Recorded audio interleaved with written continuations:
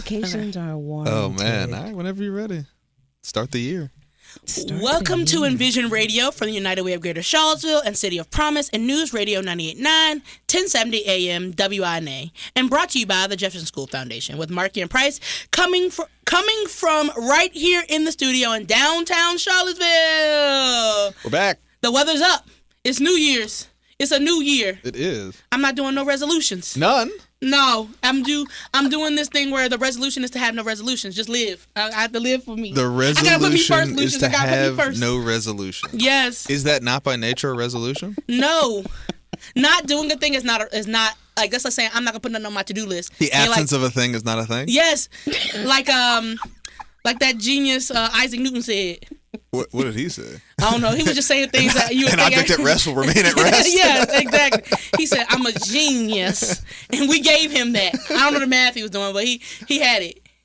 All right. How was the holiday? The holiday was so boring. I don't remember any of it. Boring.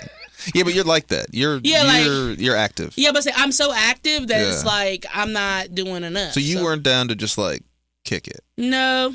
But I'm like a person who got to get a breakfast, a lunch, a dinner on Christmas. So it's like I'm moving, I'm ripping and running.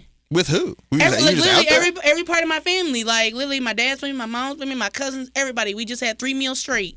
Are there people that are like moving with you, or are you just going from thing to thing to thing to thing? My household be moving. Oh, really? Moving. Oh, so this is a genetic thing. Like you guys are all movers. We're all movers and shakers. I see. Okay. All right. And your holiday is filled with cheer with kids. Mine is filled with cheer and children, and You're the Grinch. No, certainly not the Grinch. I just think my kids are very lucky, and we've been lucky, and I think it's important that they sort of understand and contextualize that properly. The 2-year-old has no concept, right? He opened like one gift and was like, "Let's go." I'm like, "This is great. I'm just going to whatever." The 5-year-old's old enough to, get it. And she's the only grandkid, and so there's a lot of doting on her, and it's, largely my job to mediate said doting. Well, the weather outside is delightful. It is. It really is. It is literally our second summer. I don't know. It was like 60 degrees this week, and I was like, yes, that's what I needed. A pool. In Florida today, I'm checking the weather everywhere I go. 84 degrees is the high. I might get in the pool. I might get in the water. What? So, yes. 84 degrees? Yes. Oh, no. That's where the retirees go. That's because it's warm. Keep the skin moist and supple. I'm old. I can't stand it. And so, but we're so happy to be back. And today we're thrilled to be joined by Teira Farley, the COO. And for those that don't know, that's Chief. That's a chief. That's a chief. Of the Community Investment Collaborative, a dual graduate of Florida A&M University, business owner and coach, consultant, and author. We hope we can get into that. But most excitingly for me, our next interview, I hope, on an episode of Envision Radio. Listen, you left out the E. You left out the E. The E. It's very important. Oh. Teira E. Farley. The one and only, baby. Look, in the E stand for everything. Everything is everything. Baby. Have you always had the E? See, I added the A later in life. Like it wasn't important to you before? I don't know. It just made me feel like if I was going to like cosplay an adult, it made me feel like I was more of an adult. I forget my middle name sometimes. Y'all like, well, stamp it. What is it? What's yours? Tawan. So you could go, okay. Marky T. That's kind of hard. I do like that. That is kind of hard. That's got a nice little. Yeah. Okay. And it would, so and if you think it. about the calligraphy, right, it would fit well. You go M, you get a hard, right? Like that's why I like the A, because you get an A and a right. I have not done cursive in about 20 years. So You can make it look real. Did you learn? Were you in school when they still taught cursive? I know we were for sure. I did. They still taught cursive. Y'all thought y'all was gonna be writing in cursive. Y'all gonna be Declaration of Independence writers. We thought that if you didn't know how to write in cursive, you could couldn't not get a be. job? You could not be an adult. Period. Yeah. I don't know if I ever felt like it was that important. I know it was a lesson. They but were everything like, was a lesson. you can't sign checks, you can't sign legal documents, you can't write formal. I mean, but that's when You just they make taught it. us. I just make up my signature. Yeah, but they wanted security. us like we had to construct the letter. Yeah, and adults a write in cursive. That was the thing. salutation. Yeah. Adults write in cursive. She has an incredible radio voice, by the way. Yeah, she does. Oh, thanks. That was. So we don't mesmerizing. start the same way every time on this show. Well, you got into this whole other thing. But Marky T on the mic. It's a new year. See, it sounds good. Marky T on the mic. That is right? good. That sounds really good. You might have to. You might have to keep continue that. continue to strength test that and see See what's going on. Got it. I mean, it's got a little, I do this, do that. a little zhoosh. I did it. It's got a little scat to it. Well, my friend, how are we? How was your holiday? It was good. It was easy. It was easy. But I will admit, it didn't feel holiday-ish this year. Did it? It was very like, okay, we're here, we did it, and what's next? Yeah, wasn't it? Yeah.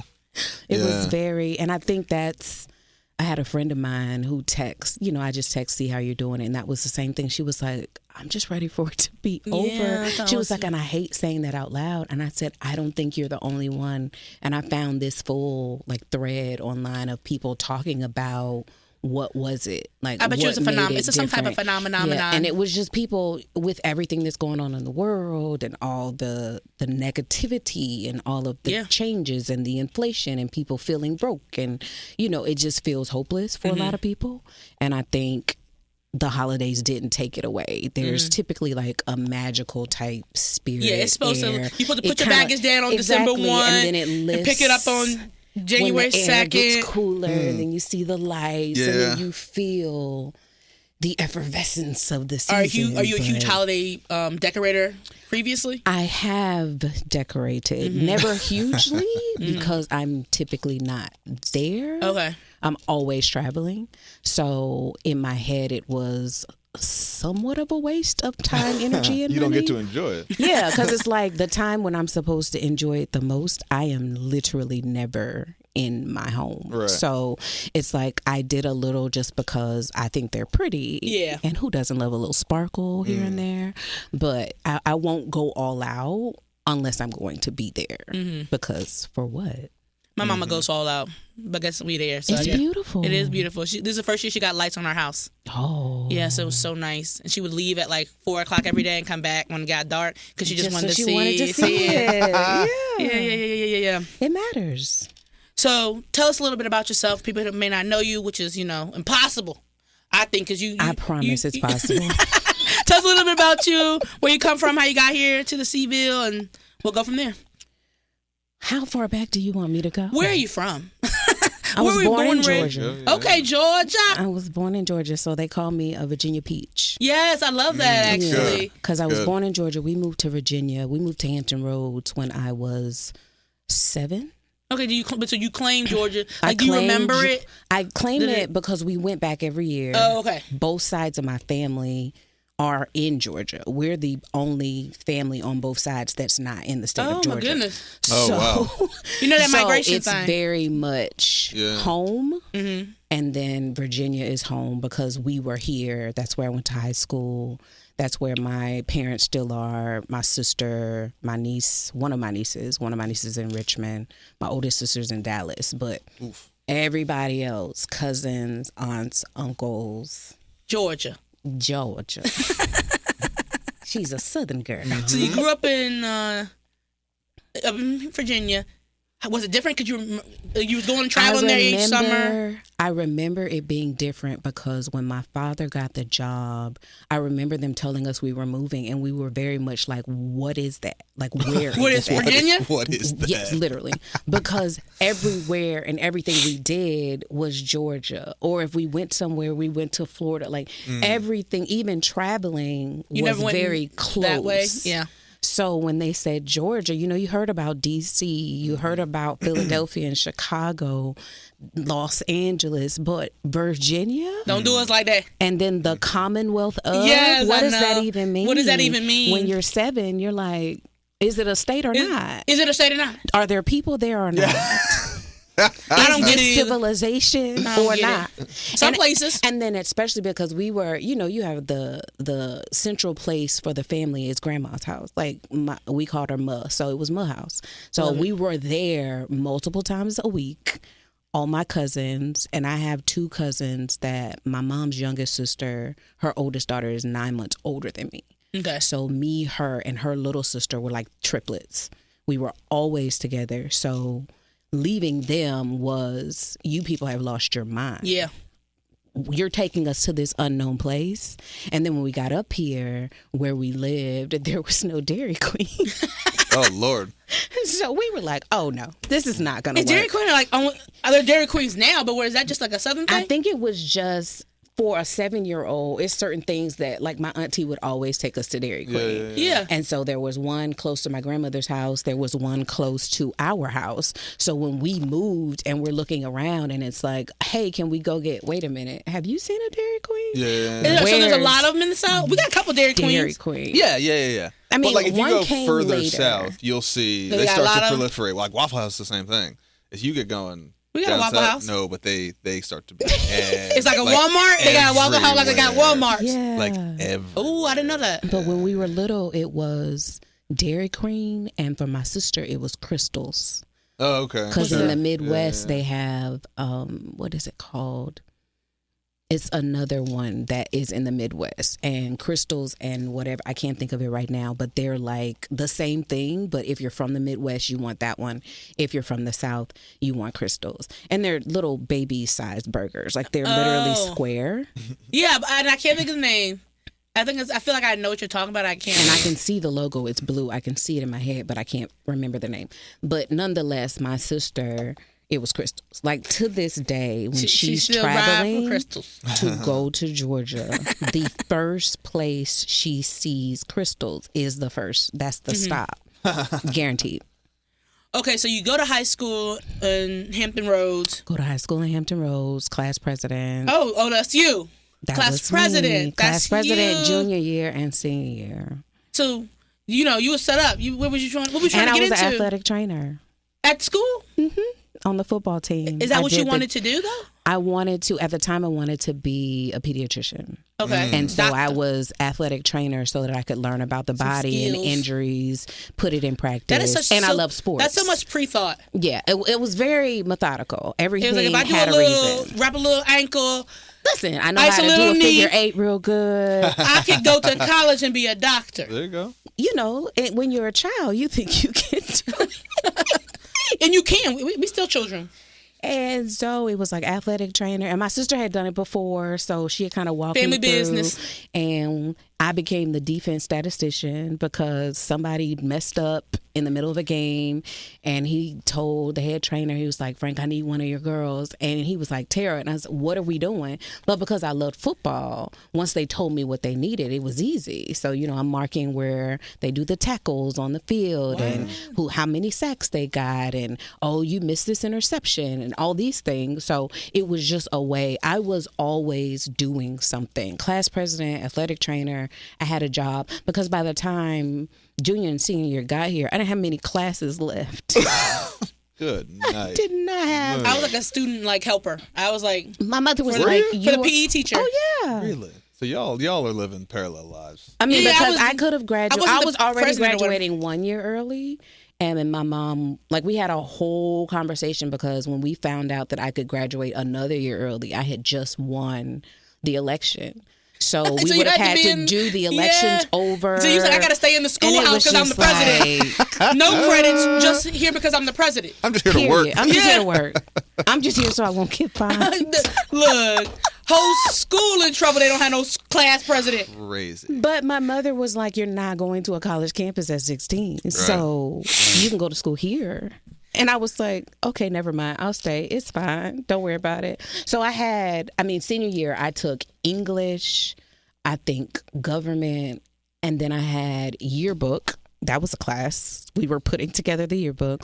And I took a You were co-op. very involved. Co-op class, and that class was you have to have a job. So the class was go to work. So my senior year working, everything was like boom, boom, boom, boom, boom. Were you ever a class president type? My wife was. Student council type? I literally, I was really involved, but I never thought about doing. I was like, I don't get it. Are they doing? They ain't the real president. I don't know. Not the real president. I was like, it don't got no power. It didn't feel powerful And enough. I'd rather see- just be popular by itself. I was just like, The only reason I remember doing it when I first, because I didn't recognize everything that would come with it. It was more because I wanted to be able to address my class at graduation. Your long game is incredible. It's a long You're game. like, I want to talk to the people at the front. I wanted to be able to get up there to say something.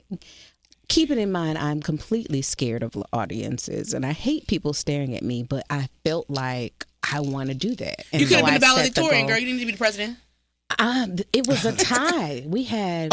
We had a tie too. Did you really? I think. Well, I don't want. I'm not gonna lie. I think something was fishy with it. But yeah, We How do you had figure? like 2 valedictorians, 2 salutatorians, 2 or 3 of each. it's one of those things when you don't want to disappoint one of the people. It was too many, and their GPAs were like 4.57, Yeah, it was like something. so was ours. Yeah. Like I had a 4.0, but it was 3 or 4 of us tied for like number 18. Lord have mercy. It doesn't make sense. You can't have a tie. Why not? Doesn't make sense. I don't know what y'all are waiting on, but that don't make sense. The whole system is No, weird. it don't make sense. No. I remember thinking, no, one of them people lost, and they didn't want to hurt her feelings. But in my defense, one of them was black, and I wanted her to be the one. Oh, that's fair. That's I totally wanted her to fair. be. I think- I was like, well, I think I she think that won. was- Yeah, See? I'm sure I think that was the we knew other that was piece. coming. Yeah, I was like, well, representation she part. my winner. I don't know. That's my That's valedictorian. my You can give your valedictorian. speech to me. No, I We're was like, gonna- I'm just gonna. I'm not listening. I'm not listening. I'm not listening. In our class, I was like, yes. That is chaotic. Listen, if y'all are just joining us, this is the first episode of 2026 of Envision Radio from the United Way of Greater Charlottesville and City of Promise News Radio 98.9, 1070 AM WNA. Price and Markey here with TEF. Do you ever go by just your initials? There Oh, are people TEF. who literally call me Tiff. Oh, I love that. And I never processed it until someone said it out loud. Because I sign my emails with my initials. Yes. But in my head, I'm typing TEF. Is that an author thing? Like initials? Like I've been doing that since middle school. Only because my father and my grandfather, my father's a junior. So Okay. all 3 of us had the same initials. So without the E, then initially, it's it no one. looks like Someone else. my dad. Yeah. And what actually happened was when I first started, we were talking about cursive. I didn't have the best handwriting. It looked like my dad's. Oh. And Yeah, I sure. came home at one point and I left a note from my mother that I was going somewhere. And she thought it was your dad? She didn't get the note. She thought it was like she saw the note but didn't process. So Yeah. she's looking for me. Oh, my goodness. Like, where's my child? And so it just so happens that my father and I get home around the same time. So when he comes in, she's like, where's Teira? And he's like, if you don't know. Because my sister's at college. So he's like, if you don't know, then I surely don't know. And he's like, she didn't leave a note. She didn't call. That's not like her. And then I come in the house like, hey, and everybody's not happy. And I'm like, what's going on? Teira, you left. Why didn't you say anything? And I said, I left you a note. And she said, no, you didn't. And I said, yes, I did. And I go over and show her the note. She was like, I thought your father wrote that. Which is, that in and of itself is a great story. It's also like a great microcosm of marriage because she's like, Yeah. I thought your dad wrote it. I didn't read that. I didn't read that yet. She literally, have read I a didn't note If read I by my knew that. it was from my daughter, I would have read it. I thought that was him. So I just thought threw that it. was I him. just threw No, it I to the like side. that. I was coming was like, back to I it know by later. man. I don't care about none of that. I'll read it later. Didn't even process that's my child. And so from that point forward, I always added the E in the middle, but it looked too abrasive when I wrote it all in capital. So I made the E small. Oh, I love it. And I've been doing that since That middle feels like school. something an author would do. It's like Man. TEF. By T. It's JK and But them. I literally had people tell me, like, I had to figure out how I was going to sign my emails because every time I got an email from you, I felt inadequate. And I was like, are you serious? What? I said, how does my signing my initials to my email make you feel You need to work with those inadequate? people. Those people need you, though. I said, Those people need you. you couldn't just sign. They were like, Raise them up. my name just feels forced. I think it's people don't usually do the middle initial, so it's Right. like real important people do. It's people writing stuff. It's authors. It's CEOs. It's And my COOs. mother always writes her name. She always acknowledges her maiden name. So she's love it. always Deborah H. Farley or Deborah Hamilton Farley. And so my sister and I, it just became innate. Do not leave the E off of my name. Do not leave my sister's. It's just a thing. love that. Oh, your sister does it too? My I love sister that, writes her culturally name Dana speaking. M. Kakler like clockwork. I'm about to start doing my middle name Like too. I don't know. It gives power.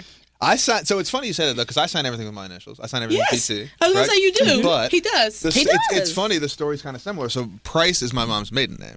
Oh, okay, okay. And so my mom's last name's Price Thomas, right? I love the history. So, but I've had similar scenarios where, like, people, when back in the days of the house phone, where her college friends or people who knew her sort of before she was married would call, and so these women would be like, "Hey, is Price there?" And I'm like, "Hello?" And I'm like 12, and they're like, "Right, yes, hello?" right. And I'm like, yes, "What?" I am. Yeah, I'm like, "What? Actually. Like, why are you calling me? Like, what?" And I remember being like, "Mom, what? Like, all these." Like, and I just hang up on them. Right. I'm like, why do all these ladies keep like calling the house looking for me? That makes sense. Right? And it didn't dawn her either, though? Well, no. When I told her, she was like, "You're an idiot." Like, but she never got the message. I would never give her the phone. I would just hang up. I would just kind of do weird and hang up on all her friends. She lost a lot of friends during that period. For a good couple months. Yeah. She lost a lot of friends because of you. And they're like, "I called never heard." Yeah. And she's like, "Actually, you didn't." Yeah. She'd be like, "We never heard from you." Yeah. There'd be like some little boy kept hanging up. Are you saying they didn't have text during that period? House phones, my friend. House phones. This is the 90s. This is with the cord. And you have to dial the number. And that was at least after the rotary one. Yes, the one exactly. That they were still digital, but they were still yes. And you could memorize the sound. Oh Lord! Yeah.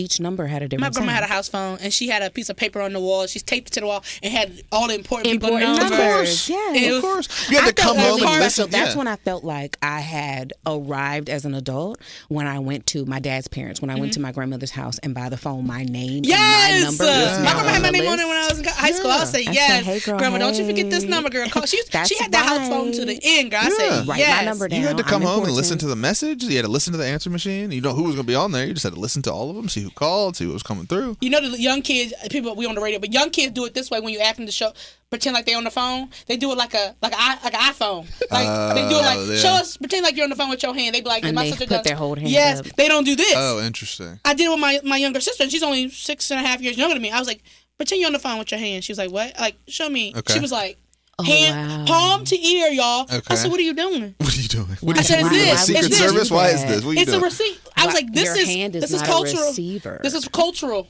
Okay. What about? Did you do the window? What's the window one? How would you roll? How would you roll down a window? Oh yes. She said she pushed that button. I said no. It's you roll it. Yeah. They're losing recipe. They don't even got the muscle memory. My dad didn't have no air conditioning in his car. But they don't. Some of them don't even recognize like turning the car on. The keys. Wow. Yep. I need to do that one. Turning the car on. Most of them will go like this, like they're pushing a button, because they've never seen cars like mine that still have a key. Taking a picture is a good I didn't even think too. about that. I would have started the key too. I forgot that. I had to push the start, but I'm like, that's not how I'm registering turning on a car though. Taking a picture. What about that one? Okay. Yeah. How do the kids picking up their phone and hitting the button?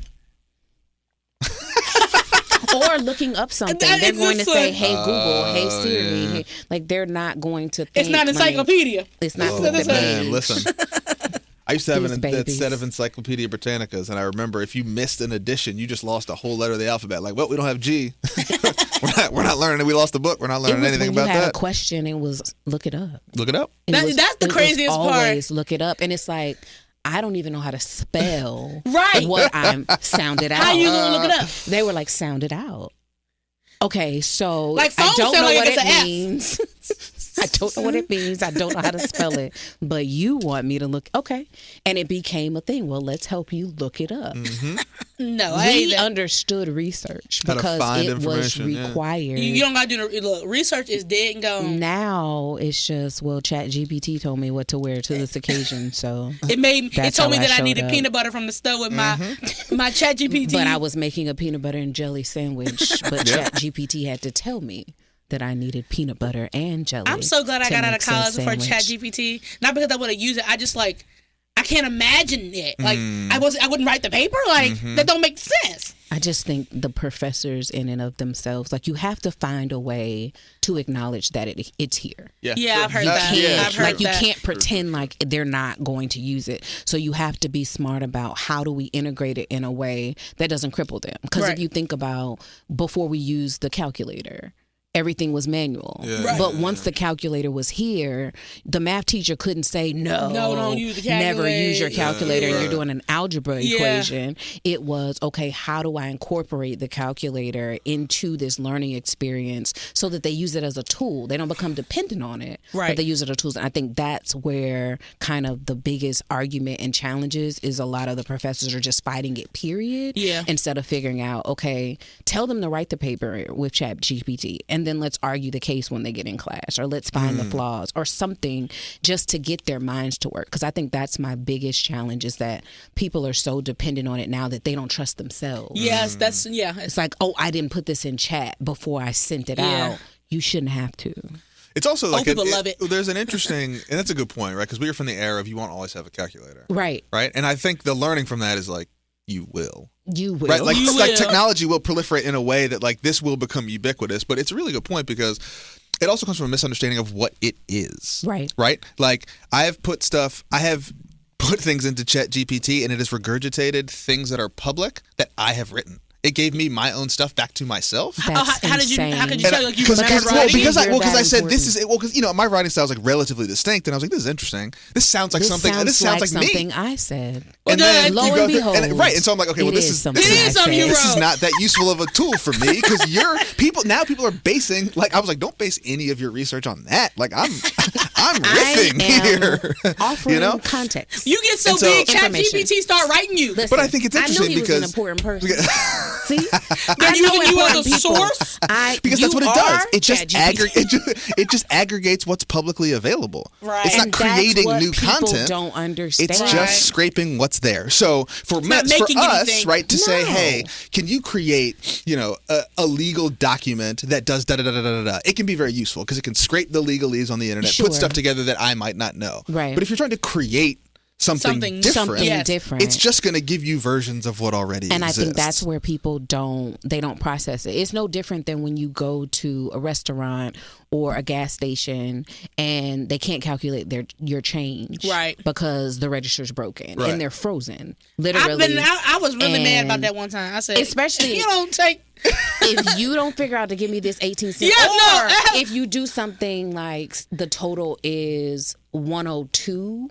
And you give them, the total is 97, and you give them 102. Yeah, and they're like, "What do I do with this?" I've seen somebody frozen up. 5 pennies. No, sweetie, give me a nickel. That's why I gave you the 102. Is because I didn't want these pennies. I did the work for you in my pocket, but they can't count. That's when I get extremely frustrated because my mother was, granted, she fed into my shopping habit, but her a black female addicted to retail. Period. And well, I love that. A black, but she was. I made that up.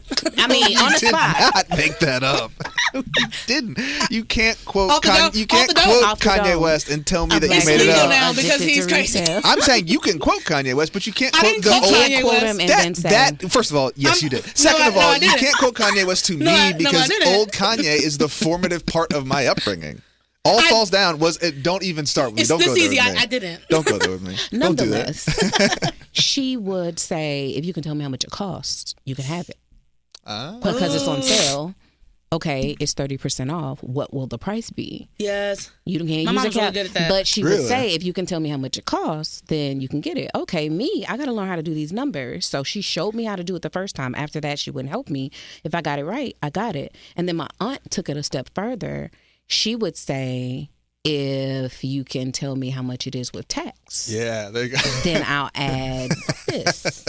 So me and my cousins would be standing in front of Pizza Hut trying to figure out how much our personal payment's going to be. What state are we in? What's the sales tax in the state? What's the sales tax in Georgia? 6.5%. Okay, so carry and Auntie, you gotta add, but what do you do with the tax? Oh, we gotta add it.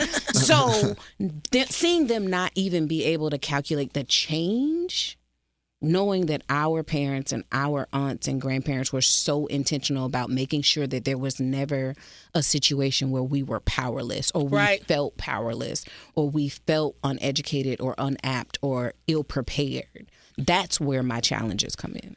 I feel bad we ain't talked about you at all. We're just talking about. This is all about her. We're talking about her. Before we'll get there. But hold on, we do have to say that we do have to do the ad breaks. Listen, y'all sent me this whole contract stuff yesterday.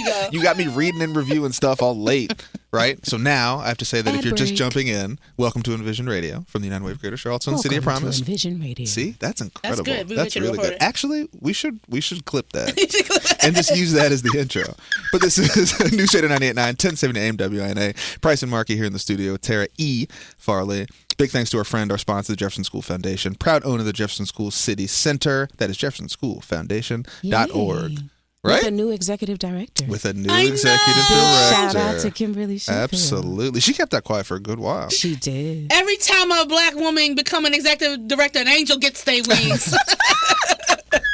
And that's exactly why I was crazy. I was feeling crazy at the beginning. You were just all about one fall, one rise. Look, I need some positivity in my life. If a black woman get a promotion, I got a promotion. Okay. Listen, it's only 8 days into this year. I am living vicariously. Through several people. Several people. You, her. Several. Look, Michelle Obama. Everybody. Just we are all connected. We are the world. Like it's. So why Florida A&M? It's always a funny story with me. Like, everything is a story. My father actually graduated from Florida A&M. Now, to be fair, I did not know that. So a legacy. Until I was at work, and he called and said, hey, can you take a break? And I said, sure. What's up? And he said, FAMU is here. They're doing their college tour at the hotel. I figured if you can take a break, maybe you and one of you, because I had several friends who worked, one of y'all can go over there. So I was like, okay, sure. What's FAMU? He's like, Teira, where graduate? Oh, yeah. I know, Daddy. I know. Orange and green. Got it. Rattler. Got it. So a friend of mine, we take our breaks. We dash out. We go to the hotel. We see the presentation. Before you walk in, you had to fill out a card with your ACT, your SAT, your name, email address, and your GPA. Dang, we don't know those things. I mean, we knew it because we were in scholarship season. So fill out the card, sit down, do the presentation. We're like, okay, check the clock. We got to get out of here.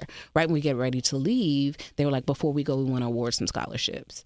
And they call her name for a partial scholarship. So we are losing it because it's like we weren't even supposed to be here. Right. They call her name, partial scholarship. So then we're like, okay, after they finish this, we're tipping out. Then they go to another category. Every time we got ready to get up, something happened. Right. So they get to the last college category, which is full scholarship, tuition, room and board, book stipend, like the creme de la creme of scholarships for them. And they are saying Teira. So I don't know. They're talking about me. So then they change it, and we're trying to get out of the room, so we're not really paying attention. Name? So they said Teira. Then they said Tiara. Then they said Teria. They're just saying versions. Teria. And it's not processing. It's not clicking to you at all. And so we're literally like, okay. Let's go right now. As soon as this person stands up, we're out of here. Okay. As soon as they stand up, we are booking because we have to get back to work. And then they said, okay, we may be saying your name wrong. Your last name is Farley, and your middle initial is E. There it is. See? It's always about the E. And she said, oh, I mean, she screams. All about the That's you. And so we go up. Long story short, I get a full scholarship. And the one thing I had prayed for was so that I didn't have to pay for anything. So I had gotten partial scholarships. Like I got tuition at one school, or tuition and room and board at another school, or book stipend, like all of these pieces. Yeah. But FAMU was the one. That's fate. That got everything, because I had already accepted to go to Howard. How do you unaccept and accept it? You just call them? Another funny story. I didn't tell them. Like I didn't. Oh, you just didn't show up? I just didn't show up. I didn't know that was a thing that I was supposed to tell them. I didn't know. I don't even know. Does anybody know right now what the rules are? Can somebody tell us what we're supposed to do? I don't. So at the time, I didn't know. I go to FAMU, move in, first semester, make the dean's list. Everything's great in Florida. Meanwhile, back at the ranch, according to Howard, I'm a delinquent. Yes. Because I have not been to class. Right. And I'm in jeopardy of losing my scholarship. But I get this letter, but the letter's not addressed to me. The letter is addressed to my parents. Okay. So my mother opens the letter, reads the letter, and is giving me the business. for being delinquent in a school you don't go to? She hadn't processed that I don't go to that school. Oh, she was just seeing delinquent. She just school. opened the letter and read delinquent school. We are here to inform you your daughter's at risk of losing her scholarship. Please be advised based upon the da-da-da-da-da-da-da-da. She has to insert this. She has to go through this plan, remediation, blah, blah, blah, blah, blah. If she can't, course self-correct by this date, then unfortunately she will lose her scholarship. She will have to reapply. Like the whole, it lays it out. It was very professional. It was a great letter. So it was amazing. So, they were very helpful in trying to get me back on track. And so my mother is reading this letter to me and she's infuriated. You told me that everything was great and you told me that you were doing good and and I'm like, there's no way I failed all of my classes.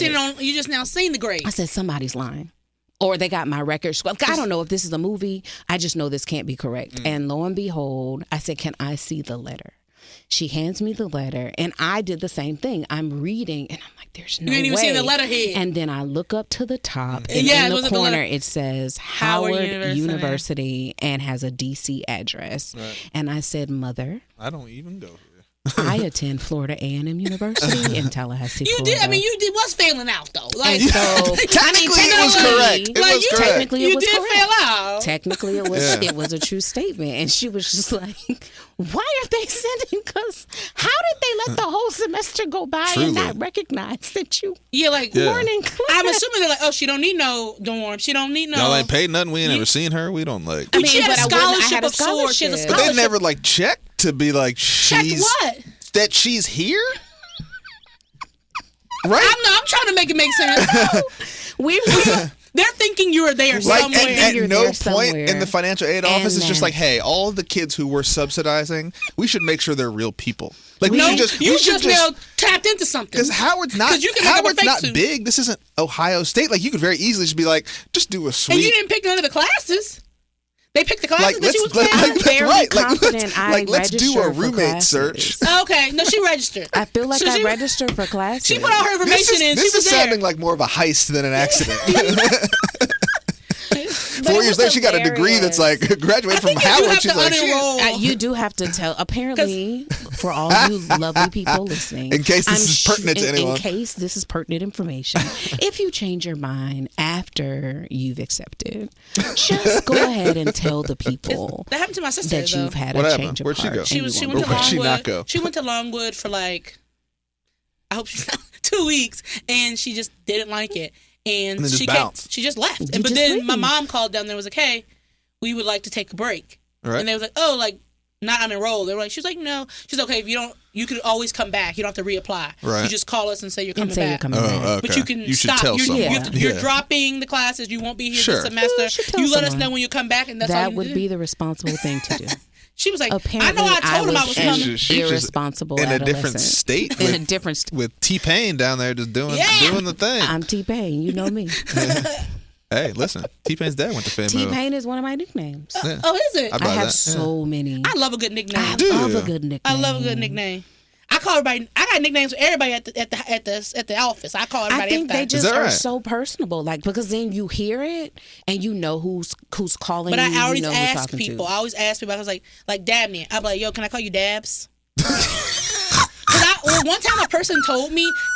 Another funny story. Somebody told me I was in college. They were like, I was calling them this nickname that we were friends. Mm-hmm. I was calling them Lo. Their name was Lauren. One day she came to me and she was like, yo, can you believe somebody called me Lo today? I'm scared because that's what I call you. I was like, well, really? She's like, yeah, people can't be calling me. I didn't tell them they can call me that.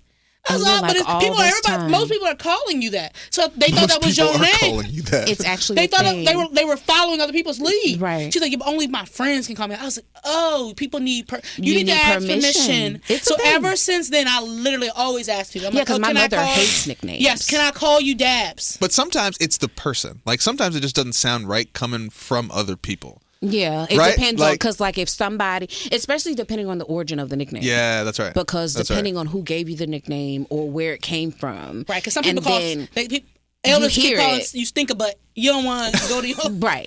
Somebody walking the office, stinker. Why don't want to go man? First of all, don't. And second of all, don't. I have a family member they called her Juicy her whole life. Sure. And I didn't know her name. So everybody calls her Juicy, right? When we were like 18, we were in high school. Somebody's like, have you seen Shakira? I'm like, No, I don't know who that is. I've never met her. Shakira, up there. I've never met her. I don't know who that is. And then they were like, become acquainted. I was like, oh my God. But then as she got older, I think she was trying to get people to stop calling her that. She was like, it's Shakira. It's Shakira. It's not Juicy. It's not Juicy. And people I was do so that. hard. Even I see her now and I'm like. Well, that's a real thing. I mean, it's so a big hard. thing in sports. And so there's teammates of mine. There's one in particular I can think of who, and it was terrible, but he looks like Screech from Saved by the Bell. No, you was not. Oh, like very. Please don't tell me y'all was calling him that. Y'all Forever. called him Screech? But he's like a SVP at like IBM, but the same kind of thing. I don't know that of a poll of the people who we played with in that era, I don't know that many of us know his name. Right. And so when we met his now wife, that's trifling. she was like, "Oh my gosh!" Like, so I think his name was like Brock. He's like, "Brock, so happy to see you." We're like, Brock. Michael. Or like which? Yeah, we're like, which one are you married? Which one are you actually right? married? Like, yeah. So anyway, I feel know. that very deeply. It's like a catch-22. Like the nickname is personal. It gives a connection. There's always a story behind it. But then some of them, it's like, okay, you are 42 and people are still calling you Pookie. Like, yeah, like. Yes. It is, but it's hard to transition as an adult. Oh, absolutely. At a certain point, it's like you just have to live with it. And my father will tell you there is, and I don't want to say it because it'll make me feel bad, but I don't feel bad because I hate it. There is a sportscaster who I think he goes by his nickname. And it drives me insane every time because I'm like, why would you go on national TV and let people call you that? Yes, that was crazy. Like at a certain point, grow up. You need to say your name. Say my name. You need to tell them your name is, and I don't. To be fair, I don't know his actual name. Right. So it's working. So it's working, but it's not something you should want to be addressed by. And every time, like if I'm home and he comes on, and my dad, Teira, your friend's on TV. I hate when old people say that. I'm like, no, it's not your friend. That's my ops. That's my enemy. I hate it. There go your friend. No goodness. You know good. There go your little friend. That's crazy. No, we that enemies. Is the we more than enemies. Now that's thing, my friend. Furthest thing. Yeah, my brother used to call me Sparks when we were growing up. Oh, but for some reason, good. when I was like 16 and he was like 14, for some reason it was, I don't know if somebody said, oh, like a dog. Somebody put that in my head that it was Sparks. Like Sparky. He was like calling me, he calls me Sparks, Sparky from Marky. And I was like, dog. Okay. And so I went to him after, I was like so subconscious. I was like, oh, can you stop calling me that? Like, that's a dog name. He was like, I've been calling you that since we were kids. Interesting. And I was like, no, that's like a dog, right? But and he was like, what? You how public opinion it was can frame. Sure. And out of nowhere, I was like, that's a dog name. He still calls me Sparks, but it was just like your brother was like, girl. He was like, girl. A dog was I don't know who said that, but you want me to stop calling you your name? Like because he started doing Sparks, but he did Sparky name. for a little bit, and I was like, can you not?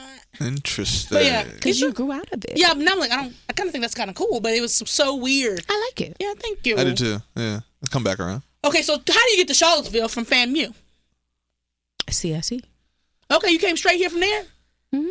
Okay, out of college. I was in Florida for 20 years. What? Nobody believes Hold it. on. You went to school. I went to school. I'm getting the sense you don't know how old she is. See, that's normally a problem. I know how old she is. No, I don't know. I don't know how old she is. Oh, okay. Because the way you asked yeah. that question, I don't think you know how old she is. Yeah, because it was like, so college and Charlottesville. I mean, yeah, but no. There's a large gap. No, I said that, but I don't know if I told you, but I mentioned to someone that I don't, in fact, know how old you are. Most people don't, apparently. Everybody seems. And Price is losing it over here. He is losing. Don't let me guess. Don't let me guess how old you are because you're going to be very flattered. Oh my God. So you're going to be very. How old do you think I am? 32. Oh, it gets better every time. I don't know how Price, she is. Do you want to tell her? No, I'm not going to out you. I want you to be able to keep. No black lady age. I want you to be. Nah, yeah, I know better than that. Yeah. I can feel my mom's heat on my neck. But let's just say this: I am not 32. Okay, yeah. She's closer to my age than your age. I am closer to Price's age. Older than you, or I'm not going to tell you. That's for her. So that's what I'm saying. So Teira, when I met you, I did not know how old you were. I don't remember. Apparently, that's a thing. I thought you were super young. I thought we were not that. I mean, we are peers. We are peers in the space. So I wouldn't say we're peers. Y'all two are peers. I wouldn't say we're peers. I love it though because everybody's like, "How are you in Florida for 20?" When you said that, I said, "How you mean like she was born there?" I mean, No, when you said 20, I was in shock. You said it. I was like, I did. I'm not counting on my fingers and over here. Like, but how? But you're 32, right? You got your first job at 11? No, I said you're 32. So how are you in Florida after college for 20 years? That's impossible, Teira. I wonder how many other people are going to listen to this and be like, hold on. Hold on. Yeah. So now I feel like I shouldn't say. You shouldn't say. It's part of the mystique. The thing. Yeah. So when I met you, again, I will just say I am not 32.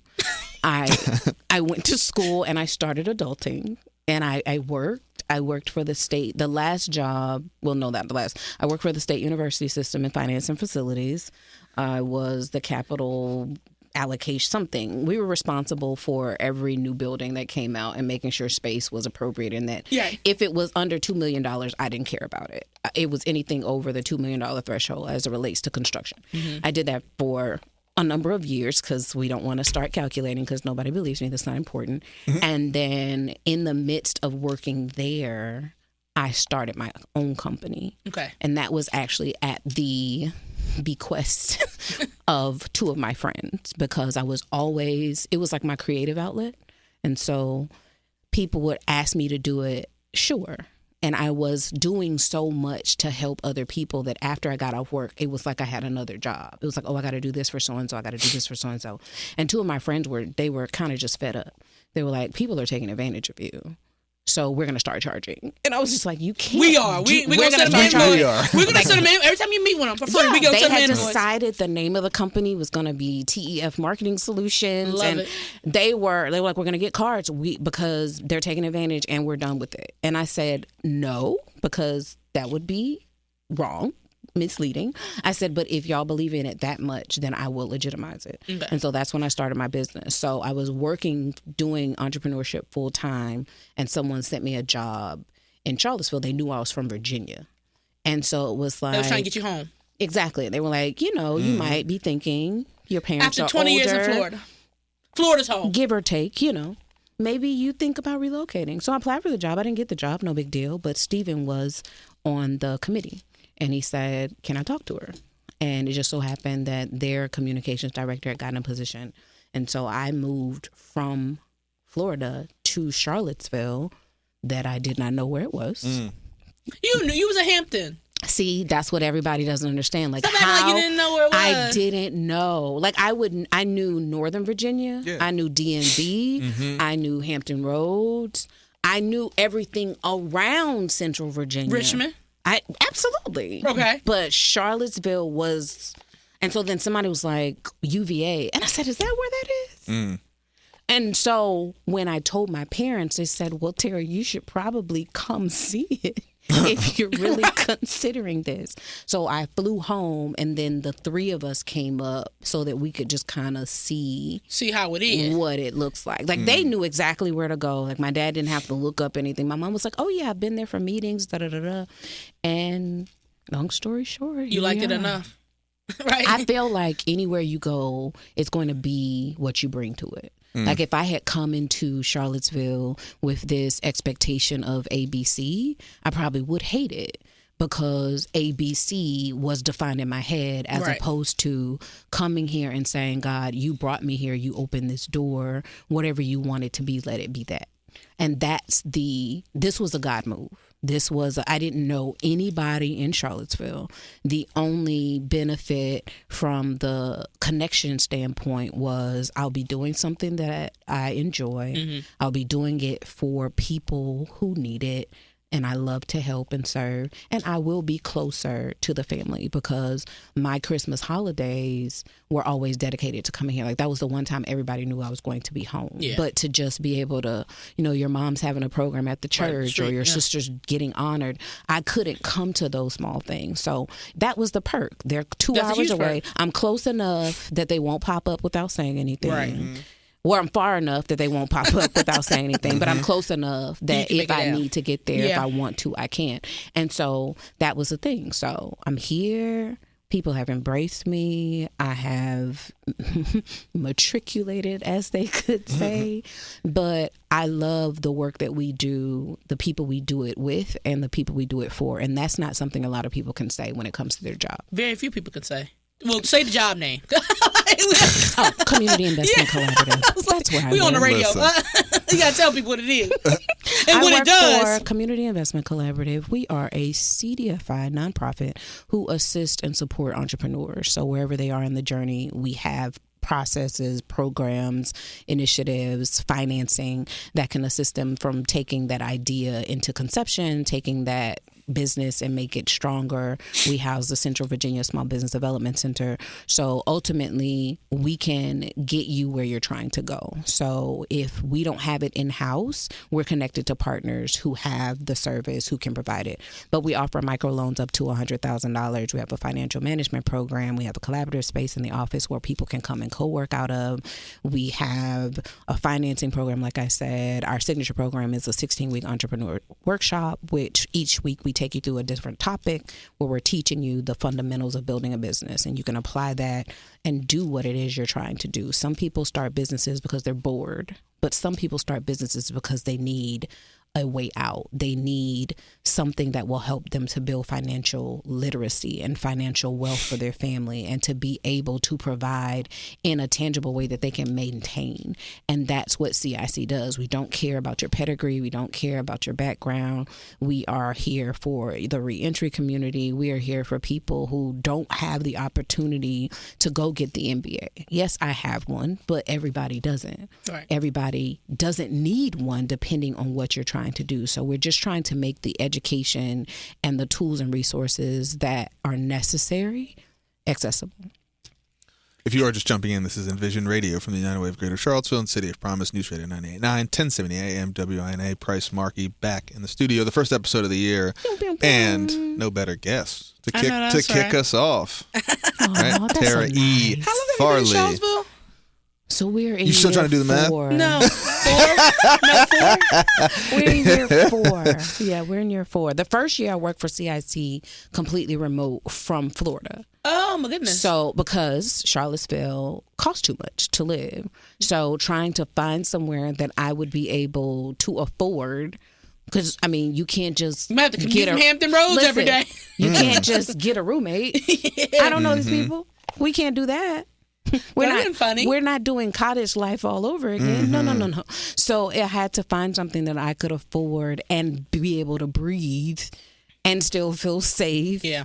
And be able to function. And it just took almost a year before I found somewhere to go. You feel like I don't know. I haven't met you, but only a year. But I don't know. I feel like you was here forever. That's what somebody's like. Wait, you just got here? You when I say something about where is that, and they're like, now Teira, and I'm like, listen, you know, Teira, when we grew, like it's like you know Teira, when we used to have Where we it used feels just like that. They'd be like, where your Red Lobster used to be. First of all, there's no Red Lobster in Charlottesville, so I don't know what you're talking about. That's crazy, though. And then they're like, when did you get here? You feel very familiar to the place. No, I'm like, oh, you're talking about. That's how transplants do. Chameleons. Yeah. But you learn like Rio versus Rio. Don't mispronounce it. Like you learn the things. And I have a very good sense of direction. Now I'm not sense of direction like go out of here, go northeast. Don't do that. I don't know that either. Not a ship captain. What are we talking exactly. I didn't go through the Naval Academy. Yeah. But I can find my way around with landmarks. Like, hey, you're heading towards Pan Times. Or I'll say, you know, am I turning towards Chick-fil-A or Zaxby's? Like, which direction on 29 do you want me to go? I can figure it out. But if you just go southwest and stop. I hate when a person does that. Stop talking to me. I don't know what that means. means. I do not walk around with a compass. Do I look like somebody who knows what Southwest is? If it's not the airline, no. Right. What am I supposed to do with that? I don't know why people waste my time. Yeah, because if you go to the parking lot and head east, do you want me to turn left or right? People also do that with the clocks. Like, what time is it? Please don't tell me 1/4 after nothing. please. That's a different thing. No, that's an it's not. entirely Or different after thing. Don't say nothing. That's a different thing. If you don't tell me that it's 4:15, or if you don't tell me that it's 4:45, I don't know. It doesn't make sense. Why? If I ask you for the time now, why are you doing mathematics and receipting? Why don't you tell me what your clock says? What your watch says? Mathematics. It's crazy to me. If I hate that. ask you what time it is, why are you crazy. doing Why mathematics? are you saying Mathematics. Crazy. Why are you That's- doing words with your mouth and not the numbers on your watch? That's wild. Why did you look at your watch? Do some type of calculation. That's And then you absolutely did, wild. and then instead of saying You 4, 10, looked at 17, your watch. you look at your watch, did a calculation did in a your calculation. hair, and then gave me that And calculation. And then I felt gotta the go to need your to give calculation. me the words. Okay. Yeah. You need to be saying numbers when I ask you what time it is. Don't you say no words. Okay. You're really mad about No, that. I mean, she felt yeah. that Really in mad her about that. spirit. I am like That that is frustration my- came from your toes. Yes. That's my pet peeve. Don't you give me no words when I That ask is you what time hilarious. it is. Really? The thing is, I never Why are you thought doing about that? it until Wow. you just Why are said you that. saying? Don't you say no 'Cause that's chords. how Don't it say works. that That's how it bass line. works. What if they say No, it half past? Don't say that either. And I know what you're. That's like if you took Spanish, right? You took Spanish. Exactly. And you took Spanish. And you should know what I'm You saying to you, right? learn. Yes, That's how but you do But there is a it. millisecond of translation.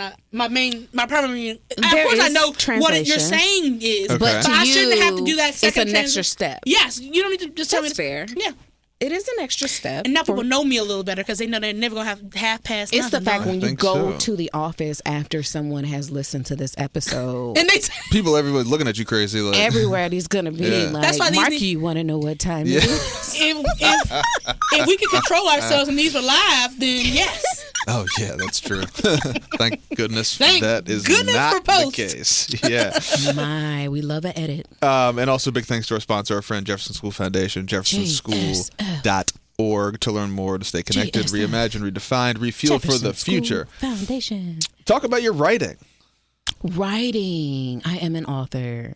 I get fussed at a lot because I don't talk about it. Yeah, you didn't. I had to read your bio. Remember? Yeah, you're right. I did not tell you. It wasn't information I volunteered. Who writes a book? Who spends their life writing a book? And it's like, I'm not going to mention it though. And it's really bad because I get fussed at because I don't tell people that I still am an entrepreneur, and I don't talk about myself a lot. I am really humble. always in a position of trying to help, trying to serve, trying to position the next person. So it's very easy to get lost in the midst of that. It's very easy to fall back. And I'm so used to being behind the scenes that I don't think about it. I'm not a braggadocious type person. So yes, I did write a book. The book is called I Am the Other Woman, and it is talking about the other side of you. I am an oxymoron. My parents are opposites. You know, he's tall, she's short. She's meticulous, he's free. He loves sports, she hates them. So I am the perfect mesh of my parents, but I'm an oxymoron. And for the longest, I had not realized that I was dimming certain parts of me depending on where I was. At school, I acted this way. At work, I acted this way. At church, and it wasn't that I wasn't being myself. I was just pushing certain components down. And I recognized at one point that I didn't need to do that anymore. If you don't like all of me, that's your problem, not mine.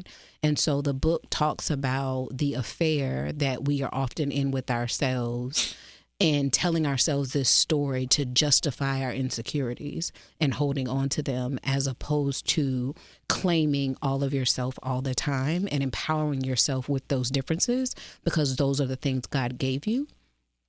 Those are the pieces within you that set you apart and that set you up. But because it doesn't look like what society described as appropriate or what society deemed as necessary, we dim our light. And one of my favorite quotes talks about, you know, your deepest fear is not that we are inadequate. Our deepest fear is that we're powerful beyond measure.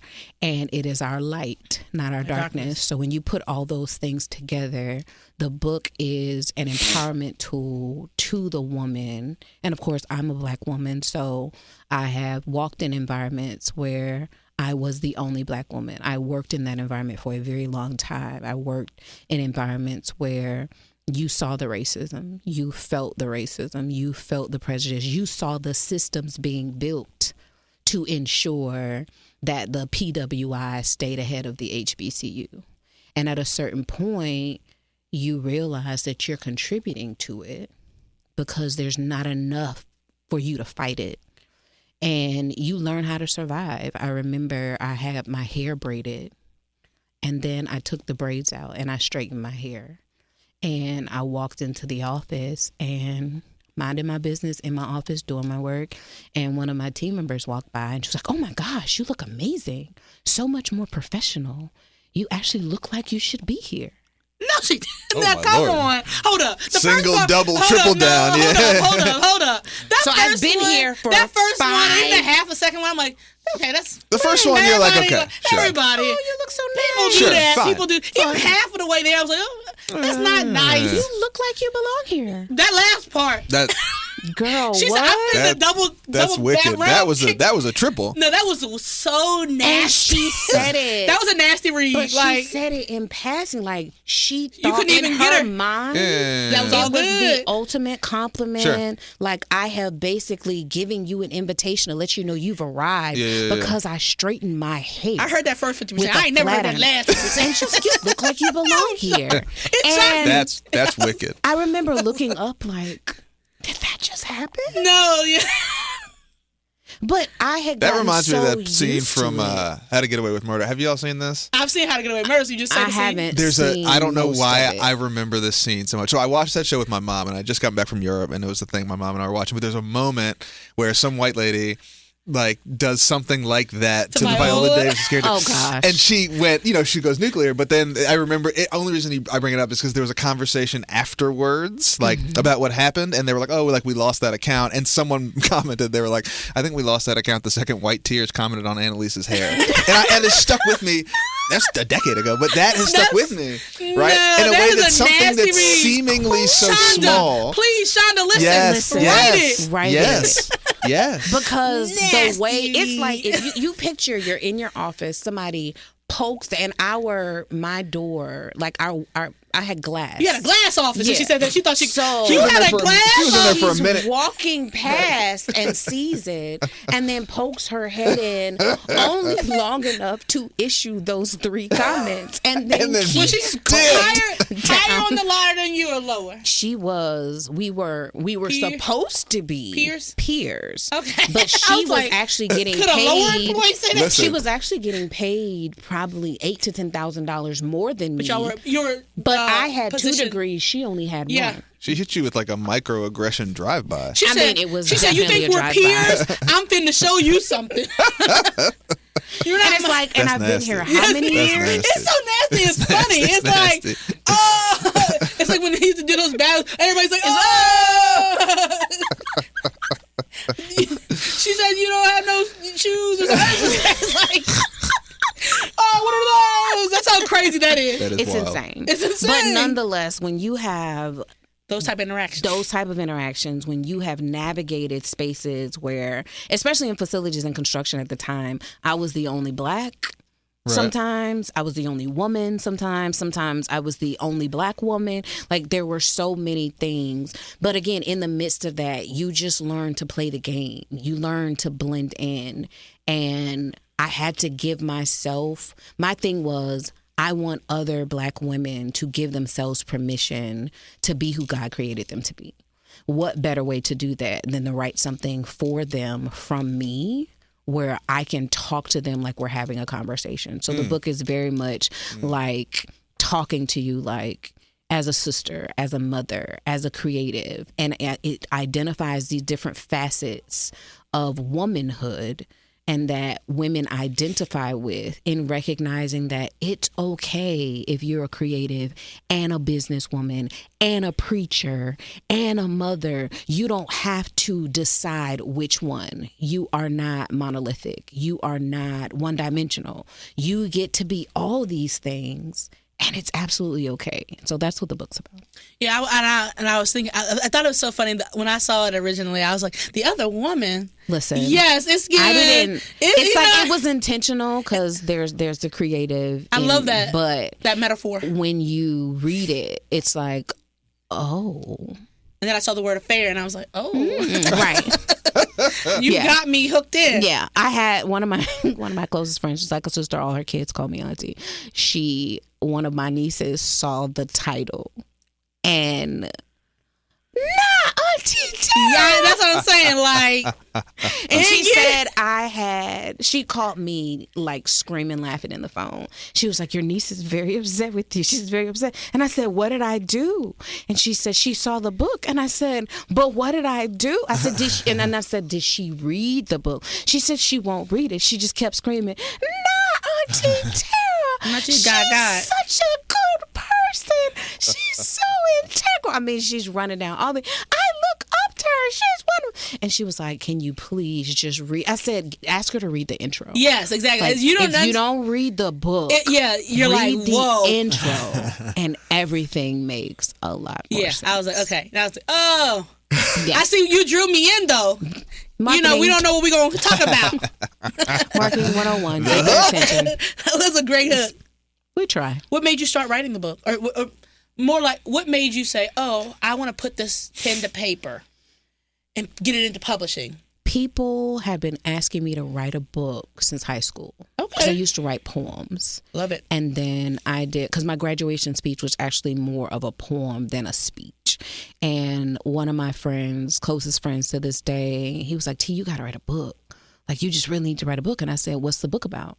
He said, you can write about anything. And I said, but what do you want me to write the book about? He was like, I don't know. It's your book. You should know. You should decide what it's about. I said, I don't have anything that I feel like I need to write a book about. Like, I can write a poem about it, or I can write a speech about, but I don't have anything. Or even an essay. Exactly. I said, I didn't feel like I had enough to say for a book. Yes, yeah. And I said, but I give you my word, if the day comes where I feel like God gives me something to say that warrants a book, I give you my word, I will write it. And when it was the middle of COVID, and, we were shut down, and I was doing entrepreneurship, but entrepreneurship is hard. And so it was a lot of transitions in there. Some people were happy for me, some people weren't. And some of the ones who weren't happy for me were people that I was very surprised by. So I was navigating that and then thinking about all these random situations in the office with people. So you have all these things, and it was literally another God moment. He gave me the header of every section in the book in one day. Like, I sat up and it was like, I am boom, boom, boom, boom, boom. This is the intro. This is this. And then I put myself on a clock and I just wrote it. Like, I could see the layout of the book. I did that myself. I didn't have to have anybody do it because I was able to I could see every facet of it. And so I did it. It was a work of obedience. It was real easy, she said. I just sat down. Done and done. I just did everything. Didn't need nobody. And I have to be careful because some people, I learned later in adulthood that it is never my intention to belittle the things that I do or the experiences that I have. And for some people, my expressions come across as condescending or as if I am minimizing process. And it's not my intention. But my pastor in Florida told me a long time ago, he said, Teira, you do things naturally that other people study really hard and work really hard to do. He said, so to you, when someone says, how'd you do it? There is no explanation. You just did it. But for them, because they know what it would take for them to accomplish it, it feels like you're diminishing them. It feels like you're belittling them. He said, so I'm telling you this because I want you to be aware of why you get some of the backlash that you didn't deserve. It has nothing to do with you. It's everything to do with them. Yeah. What's that thing for you? It's so funny.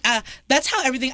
My cousin used to study so hard. She would study 2 weeks before a test. I had a friend in college. She had a test 3 weeks from now. She got to study every night. And I was like, oh, you study?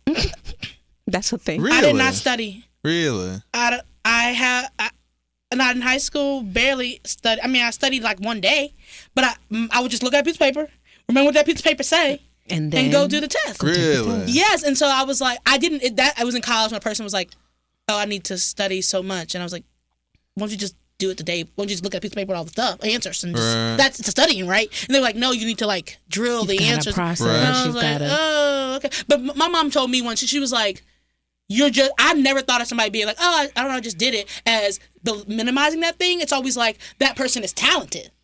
So if it takes 2 people 2 years to write a book on average, and you wrote the book in 2 months, that is not you saying this thing is so easy and everybody else is stupid. You are talented and you are smart, and so it doesn't minimize the thing. And I thank you for saying that. Yeah, like, because I didn't realize for a long time that was the issue some people had with me. So my thing is like, school. They were like, she's arrogant. And I remember one of my closest friends saying, arrogant. They were like, you obviously have never had a conversation with her, because she's one of the silliest people walking God's green earth. They were like, but there's no arrogance in her. She will help you do anything. But that's how it was coming across. That was soccer for you? People weren't like, so weird that Price knew how to do that double backflip kick. I don't know about that. I mean, but it's Price. So, I think people think you're talented. I think people think you're doing things in a time frame that you. Yeah, I think and he is. Yeah, he is. Anyways. Yeah, he is. So that's like. I feel some of your vibe whereby I don't often feel like, I don't know if deserve is the right word, but I just feel lucky. Yeah, I think you said that earlier, and I was like, what do you mean lucky? Yeah, I just feel lucky. You said lucky earlier, and I was like, lucky? I've worked it. I just feel blessed. Yeah, I don't know about right? lucky. Yeah, like I think I'm trying to do the best with what I've been given, and I think people respond to that in a way. But I guess my thing is, I've never really tried to do things because I wanted other people to like it. I've tried to do things because I thought it was the thing I needed to do. There's the authenticity that comes from just being who you are. Yeah. And just doing it because you have the ability, you have the opportunity, you have the access. And that's what we're trying to do at CIC. That's what I'm trying to encourage people to do with the book. Like, all of the things connect. Is you have permission to take up space, to use your voice in the way that feels good to you. It is not about what other people agree with, expect, are hoping for. It's about, why were you created? What is the thing that keeps you up at night, or the thing that is so natural to you? That's probably the thing you need to lean into. Yeah, and I think when I first started working, people would tell me things, okay, this should block off 10 hours for this 10 hours for this. Yeah, sure. And you'll be done in 45 minutes. I'll be done in an hour. Right. And it took me a long time to get into the flow of professional life, because they would be implying that these things take hours and hours. Right. And you're like, okay, well, it only took me 40 minutes. And then you feel like, well, did I do it wrong? Yeah, did I do it wrong? Sure. What's going on? Am I supposed to tell them that it didn't take me that long? Like, is this a trick? I'm over here just piddling away. Are they testing? So that was super hard for me, because I think I'm a really fast learner. Right. And so the problem with me was, they were like, okay, and sometimes I finish something, I go to them, they're like, you're done already? Yeah. And there's a surprise. You're like, and you want to say, yes. That was so easy. Check it again. Well, I'll go back and look at. I used to start to have to make up. I'm making up. Okay, well, this whole thing. Let me just. I gotta start. It's fine. I'll edit it again. It's so hard when you first start working and you're a fast learner, because I struggled with doing things really fast. Because you're like, that's what I had to dim. I said, well, I guess I won't do it that fast. And you find yourself slowing down. You slow yourself down because you don't think you're trying to keep pace with everyone else, and you're like, okay. And you feel so like, God, you're twiddling your thumbs. And especially as a minority in a space that is predominantly occupied. And I was so scared to say that I didn't have enough to do. Exactly, because then you're I don't want to be fired. I don't want to lose my job. I don't want to lose my job. I don't want to come across I thought I was going to get fired because I didn't have enough to do. Exactly. Because I was doing things faster than they told me to do. That's interesting. And I thought I was going to be, I was like, I'm not useful if I'm supposed to be doing 10 hours of work and it only took me 2 minutes. I'm not being useful because... Or I'm not doing it right. Yeah, they gave me the work and told me it was supposed to take 24 hours, but it didn't. Yeah. Huh. And I was scared every day that I didn't have, even though I knew I was doing it right because I was giving it to you, they was like, this looks great. Mm-hmm. I thought I was in trouble because I was doing things fast. I was like, I'm about to lose my job. They don't really need me. They can find somebody to do this in 10 minutes. But it wasn't that they couldn't find nobody to do it. Everybody else was doing it in 2 hours. They needed me because I was doing it in 10 minutes. But that also can lead to burnout. Yeah, it was so hard. And exhaustion, because then I regret lots of things. You're like, I regret shoot. I did it too fast. And then you tell them, okay, and now you're doing more. Way more. But it's because you feel like I have to keep producing. Yes, I have to keep producing. There's an interesting sort of and you was at the office when I started, so there's a very American ethos in that about we reward hard work and not necessarily efficiency. I had a really interesting conversation with someone about locksmiths. Yeah. Right? Yeah. Locksmiths are pretty expensive and they don't work for very long. No, they come to your house, pop the lock, and they go. open the lock. Right? Yeah. And people are like, whoa, that's it? Right? But what are you paying for? You're paying for expertise. Like, would it make you feel better if you fiddled with it longer? Right. Exactly. Broke some stuff. It would make people but that's feel the thing better. is that people be like, yes, use more tools. Like, look like it was You harder. gotta put some hammers on. Yeah, like struggle more. Yeah, right. It's like, but I mean that is to be said about a lot of the trades that people minimize. Yeah. Right. When you need a plumber, you need a plumber. That's right. When you need an HVAC person, you don't care what they do. Get the air back on in here. Right.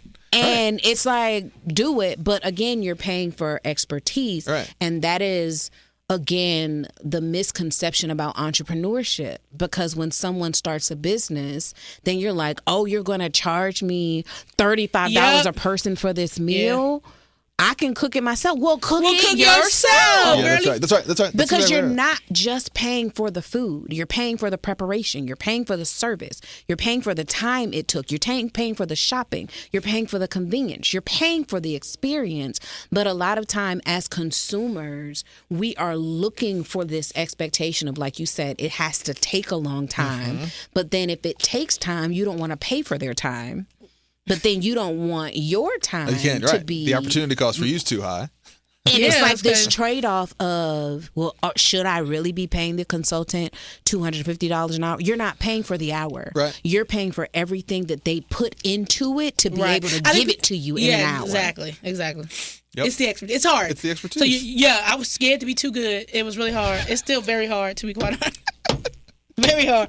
And and anybody listening. That was like That was like 5 years ago when I was a coordinator. Now look at you. Now look at me. Now look at her. If you're working with Marky and she's done, rest assured that she was probably done 45 minutes early. 2 days she's been sitting there. She's been sitting on it to make you more comfortable. I'm always confused. I'm like, that is a trip. That is a trip. Did that took you 2 days to do? Yeah. Okay. Well, listen. What it is. Miss Farley. Mr. Thomas. How do people get in touch with you? How do people follow your work? How do folks find you and keep connected? On social media, I'm my name, Teira E. Farley. So it's pretty easy. My company is Coloring Box Co. So literally the name of the company is The Coloring Box because we offer tools to build a brand and a business that lasts. So where do you keep your tools? In the Coloring Box. So thecoloringbox.com is the website, and Coloring Box Co. on social media. I will be very forthright and transparent. I'm not on there often because I am busy doing a lot of things. I have committed to doing more this year. I am accepting new clients. So someone asked me about that. I did not take any for a substantial amount of time because I needed to understand what I needed to do for CIC. And now that I have a grasp of that, been promoted to COO, I'm able to kind of do that. And so I will be taking on new clients by the summer and keep things moving. So Teira E. Farley on social media, Coloring Box Co. or thecoloringbox.com. And technically, if you put in coloringboxco.com, you'll still get there. Because we believe in branding appropriately. There you go. I was about to say that. But I say not branding. Coloring Box Co. will get you everywhere you need to be concerning to the company. Well, look, big thanks to you for hanging out with us and being I the first appreciate the first of the invitation. year. I can't even tell you how much it means to me that you're sitting right there. I'm so grateful that you guys invited me. Seriously, like you said, I haven't been in Charlottesville long, so when opportunities like this come, I'm grateful because people don't have to be nice, people don't have to be kind, people don't have to be welcoming, but you all are some of the ones who immediately have just been like, Teira, and I'm grateful. So you are two of my superstars in the city. So I was like, ooh, mama, I made it. I am on the radio with Price and Marky.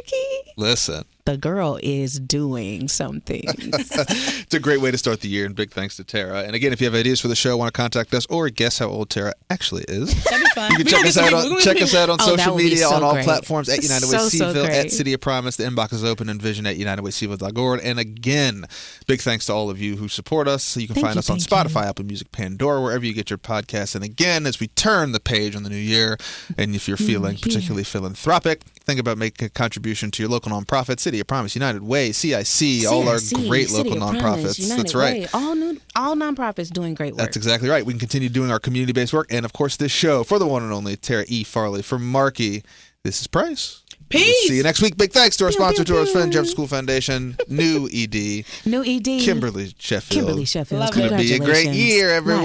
Live from Vision Radio. Tara's going to take my job. We will see you next week. Peace. Bye.